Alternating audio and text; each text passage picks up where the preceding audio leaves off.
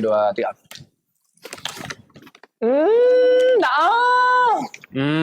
Dah. Tak ada perasaannya. Dah.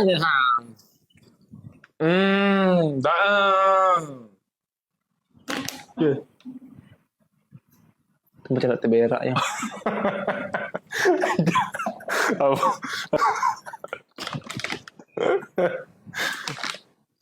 Macam ni teruk abang nak laku. Nak kawan lah macam tu. Ya.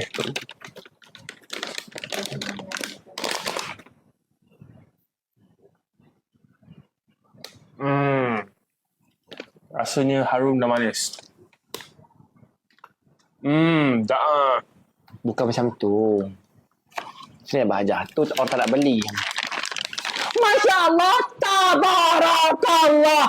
Tengok kelazatan yang luar biasa. Sedapnya. Dah. Terus beli contoh. Okay. Nah, dah.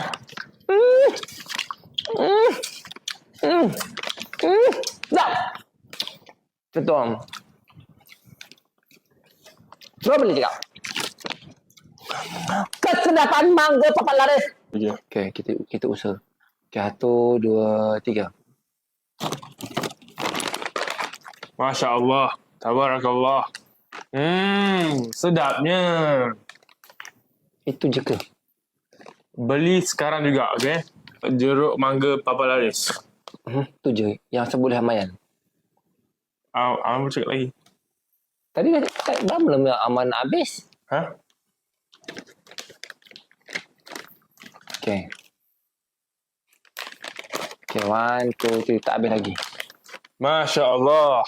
Tabarakallah. Sedapnya. Inilah jeruk mangga Papa Laris. Okay? Macam menerannya tu. Nak terang apa?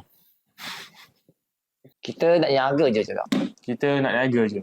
Lepas tu kalau korang beli 4, percuma terpawi. Korang ambil 4 ni, percuma terpawi tau. Kan harum manis rasa lazat. Ambil 4, percuma terpawi. Orang kata main macam Fatah Amin. Bukan. Fatah Amin tu lain. Okay, ini siapa? Ini Amar je. Ini. Amar. Ini Amar Fatah. Bukan Amar Ayan je. Ini kau.